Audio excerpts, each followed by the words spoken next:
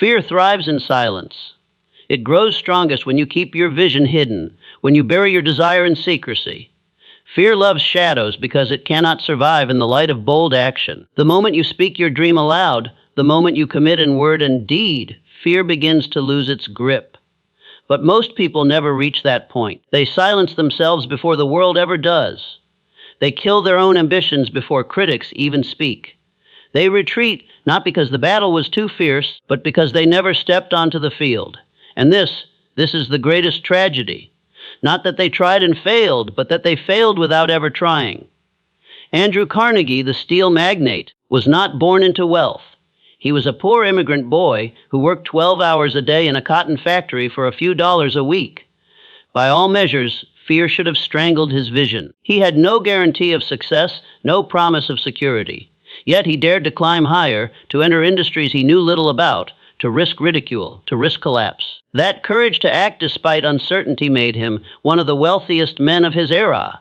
And more than that, one of the greatest builders of opportunity for others. If Carnegie had surrendered to fear, America might never have seen the steel that built its railroads and skyscrapers. If Edison had surrendered, we might still live in darkness. If Lincoln had surrendered, a nation may have never healed. And if you surrender, if you allow fear to remain your master, what greatness will the world be robbed of because you chose comfort over courage? The mind is a battlefield. Fear wages its war not in the world around you, but in the space between your ears. It tells you, wait, it's not the right time. Play it safe. Don't risk being embarrassed. Don't risk losing money. Don't risk rejection. But let me strip away the disguise every word fear whispers is designed to keep you small, designed to keep you obedient, designed to keep you chained. The only antidote is decisive action. Action is the blade that cuts through fear's lies. Action is the hammer that shatters its illusions. Action is the medicine that transforms trembling into strength. You cannot think your way out of fear. You must act your way out of fear. Consider the story of Walt Disney again. When Banks told him no more than 300 times, imagine if he had said, "They're right, I'll quit." Fear would have won. But action, consistent, unrelenting action, was the weapon he wielded. Each rejection did not paralyze him, it propelled him. Each no became proof that he was still on the battlefield, still swinging his sword. And eventually, the fortress of doubt crumbled, and his dream stood victorious. You must adopt the same ruthless commitment. Do not ask for the path to be clear of obstacles. Ask only for the strength to march through them. Because obstacles are not signs you should quit. They are proof you are moving in the right direction. The man without obstacles is the man standing still. Fear will disguise itself in logic. It will tell you, now is not wise. Later will be better. But later is the most dangerous word in the language of success. Later kills dreams. Later buries talent. Later is the graveyard where fear sends every man who listens to its whispers. The bold understand this truth: there is no later. There is only now. Look at your life honestly. How many times have you delayed? How many times have you told yourself you'd begin when you had more money, more time, more knowledge? Yet the years pass, and the conditions never become perfect. Why? Because perfection is a mirage. Fear tells you to wait for it, knowing you will die waiting. The courageous man sees this trap and says, "I will begin," not because it is perfect, but because it is necessary. Henry Ford once said, "If I had asked people what they wanted, they would have said faster horses." Fear would have told him to listen, to obey convention, to never risk building the unproven. But Ford's courage to move when others doubted created an entirely new future. Understand this: the future always belongs to those who act while others hesitate. Fear is not meant to be eliminated, it is meant to be conquered. And conquest is not a one-time event, it is a daily decision. Each morning when you rise, you stand at the battlefield once again. You will hear the whispers, "Stay small. Don't risk it. Keep quiet." And each morning you must answer with defiance, "No. I choose courage. I choose action. I choose growth." Because life is not a rehearsal. You do not get to practice today and perform tomorrow. This is it. Every hour you delay is an hour you will never see again. Every dream you postpone is a dream you may bury. And fear knows this. That is why it fights so hard to hold you still. But you are not here to stand still. You are here to rise, to create, to transform, to expand the very limits of what you thought possible. And fear, when properly mastered, becomes the fire that will drive you there. Fear has many disguises, but perhaps its most subtle is the mask of comfort. It convinces you that comfort is peace, that safety is success, that a quiet life without risk is the highest goal. But look deeper. Comfort is not peace, it is stagnation. Comfort is not success, it is surrender. Comfort is the slow death of potential. Think of the farmer who never plants because he fears the storm. Year after year, he keeps his seeds in the barn, safe from wind, safe from rain, safe from failure. But safe seeds never grow, and while he waits for perfect weather, the seasons pass, the soil grows cold, and famine arrives. That farmer dies not because he risked and lost, but because he feared and never planted. Your dream is the seed, and every day you hesitate. Every day you let fear dictate your choices. The soil of opportunity hardens. One day, you may look back and realize that the harvest you were destined to reap was never even sown. The men and women who shape history do not bow to comfort. They embrace the storm. They walk into risk. They sow their seeds knowing that failure may come, but that without planting, nothing ever will. Napoleon Hill once wrote that fear is man's greatest enemy because it paralyzes reason, destroys imagination, kills self-reliance, and undermines enthusiasm. Look at that list carefully. Everything fear destroys is everything you need to succeed. Without imagination, you cannot see your future. Without self-reliance, you cannot trust yourself to build it. Without enthusiasm, you cannot inspire others to follow. Fear is not simply a feeling. It is a destroyer of the very tools of success. So you must guard against it as a warrior guards against poison.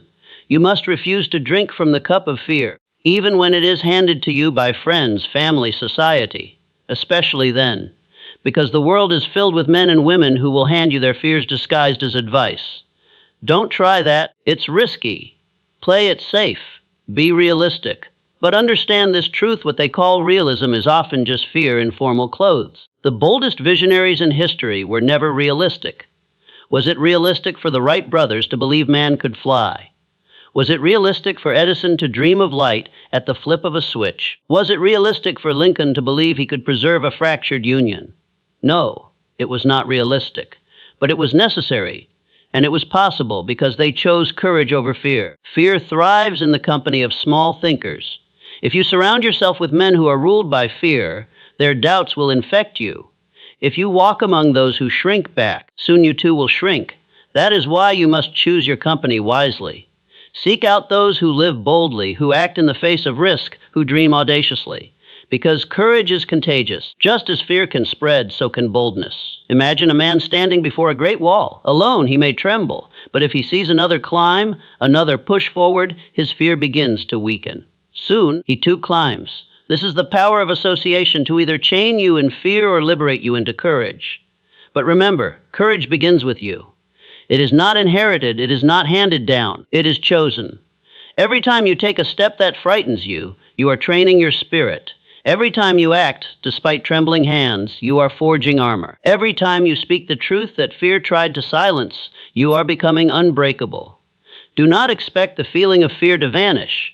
Expect instead that you will rise stronger than it. That is the paradox. The more you face fear, the weaker it becomes. Like a shadow, it appears enormous when you face away from it, but when you turn toward it, you see how small it really is. Franklin D. Roosevelt said during America's darkest hour, "The only thing we have to fear is fear itself." Understand why those words pierced the soul of a nation. Because fear multiplies misery. Fear magnifies suffering. Fear destroys not only individuals but entire societies. Yet the moment courage speaks, fear begins to retreat. You must be that voice of courage in your own life. Not tomorrow, not when you feel ready. Today. Because waiting for fear to leave is like waiting for the tide to stop. It will not. The tide does not stop. You must learn to sail against it. So when fear rises in your chest, when your mind screams, don't do it. Learn to recognize this moment for what it is, the threshold of growth. That is when you must act. Not later, not someday, now. Because in that moment, you are choosing who you will become. A prisoner of fear or a master of destiny. History remembers those who chose mastery. Every invention, every revolution, every act of progress was born from someone who refused to bow. And history forgets the millions who surrendered to fear, whose names are written nowhere, whose potential died in silence. Ask yourself this when your story is told. Will you be remembered as the one who shrank back or the one who rose?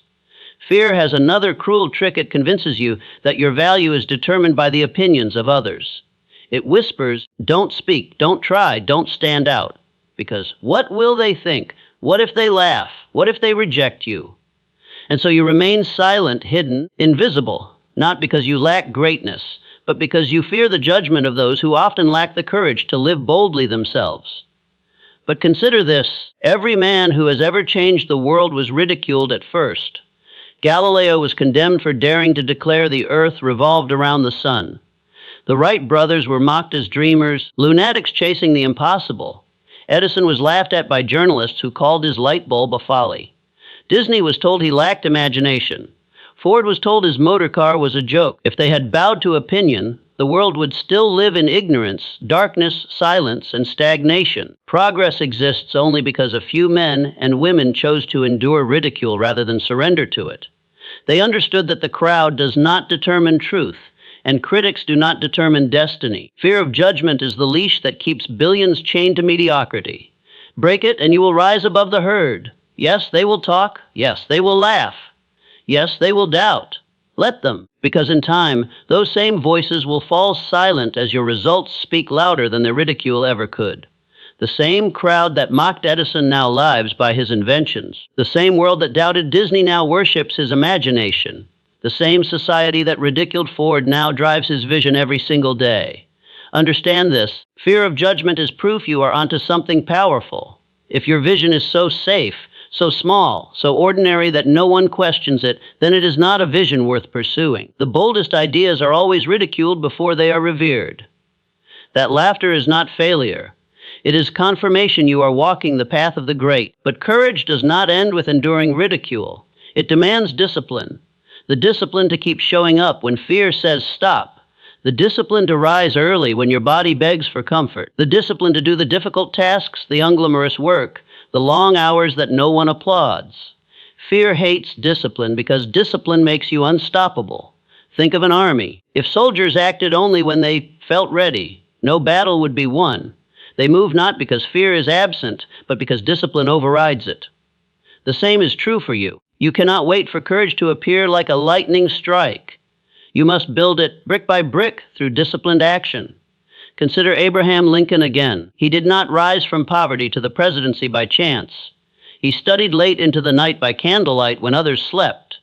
He faced defeat after defeat and returned to the fight anyway. He built resilience through discipline until no fear could conquer him. And when the greatest test of all came, the preservation of the Union, he stood firm, anchored not by fleeting emotion, but by the habits of endurance he had forged for years. This is your path. You cannot banish fear with one act of bravery. You must train daily. Every small victory against fear builds your muscle of courage. Every act of discipline strengthens your armor. Over time, fear may still whisper, but its voice will grow faint compared to the roar of your spirit. Yet do not think courage means recklessness. Courage is not blind impulse. It is not jumping without thought. It is calculated faith. It is risk with vision. The Wright brothers did not simply throw themselves off cliffs. They studied the wind. They built prototypes. They learned from each crash until at last they soared. That is courage, not ignoring fear, but preparing so thoroughly that fear no longer holds power. You too must prepare. You too must plan. But understand this planning must lead to action.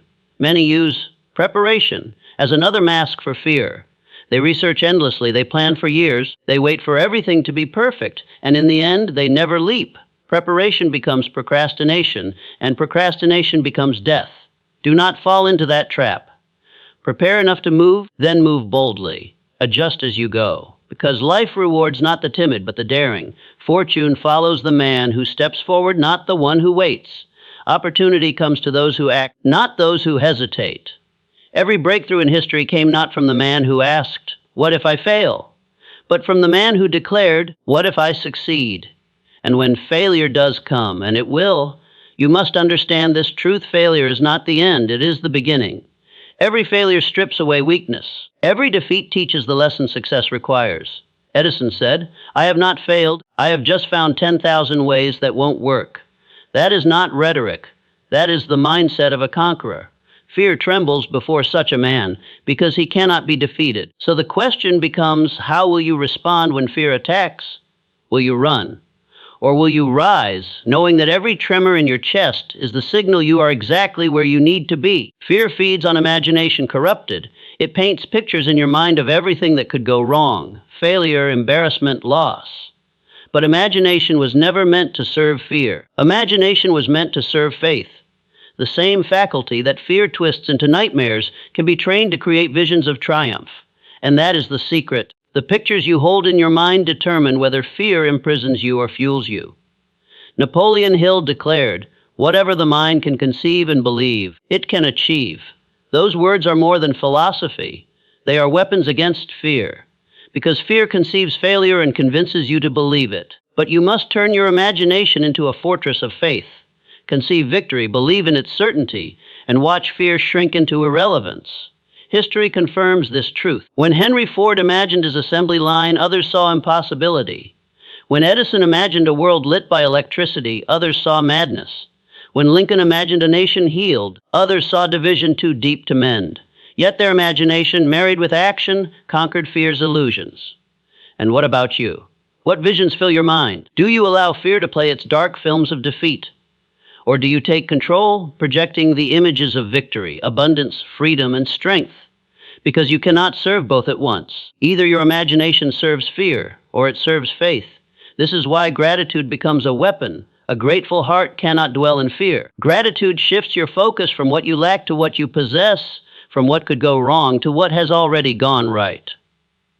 Gratitude transforms fear's lies into faith's truth. The man who wakes each day and declares, "I am alive, I am capable, I am gifted, I am blessed," becomes untouchable. Fear cannot dwell in such a heart, because gratitude leaves it no room. But even gratitude is not enough without resilience. Resilience is the steel spine that refuses to bend no matter how heavy the weight. Life will strike you down. Circumstances will test you. Fear will roar louder than ever when storms arrive. But resilience whispers back, "Strike again. I will not break." Think of Abraham Lincoln's countless failures before presidency. Think of Edison's endless experiments. Think of Disney's rejections. Their resilience was greater than their fear. That is why we remember their names. That is why history bends to their courage. Resilience is built through battle. You cannot become strong without struggle. You cannot become fearless without facing fear. Stop wishing for an easy path. Stop asking for a life without obstacles. Ask instead for the strength to overcome them. Ask for the resilience to stand again and again until fear grows weary and retreats. And when you have mastered resilience, adaptability must follow. Fear loves rigidity, because when life changes, the rigid break. But the adaptable bend, shift, and rise again. The world belongs to those who adapt quickly, who see change not as a threat but as an opportunity. Fear shrinks before such men because nothing can trap them. Thomas Edison adapted 10,000 times until light was born. Ford adapted until the assembly line revolutionized industry. Lincoln adapted until his divided nation found unity. Adaptability turns fear into fuel. And above all, action. Relentless, daily, disciplined action. Because fear dies in motion. It cannot survive when you keep moving forward. Even the smallest step, when taken in the face of fear, is an act of victory. The greatest generals, the greatest leaders, the greatest builders, all knew this truth. Courage is simply moving one step further than fear expected you to. So hear me now, the life you desire lies beyond fear's gate. The destiny you were born for lies on the other side of hesitation. And the only way to reach it is to act. Today, now, while fear still screams. Because if you wait for silence, you will wait forever. This is dangerously honest advice, and few will accept it. Most will retreat. Most will choose comfort, excuses, and timidity. They will live quietly and die quietly, their greatness buried with them. But you are not most. You have heard the call. You have felt the fire. You know fear for what it truly is, the test that separates the average from the extraordinary. So rise. Speak when fear tells you to be silent. Begin when fear tells you to wait. Dream when fear tells you to be realistic. Persist when fear tells you to quit. And remember, the men and women who conquered fear did not feel less of it than you do now. They simply refused to let it decide. Your time is short. Your life is fleeting. Fear would steal what little you have left. Do not allow it. Become the master of fear, the conqueror of hesitation, the commander of your destiny. And when your story is told, let it be said of you, here was a man, here was a woman who felt fear, but never bowed to it, who lived boldly, who dreamed audaciously, who created magnificently, who conquered fear, and in conquering fear, conquered life itself. Because in the end, the choice is simple. You can exist in fear's prison, or you can live in freedom's light. And that choice, that dangerous, honest choice, belongs to you right now.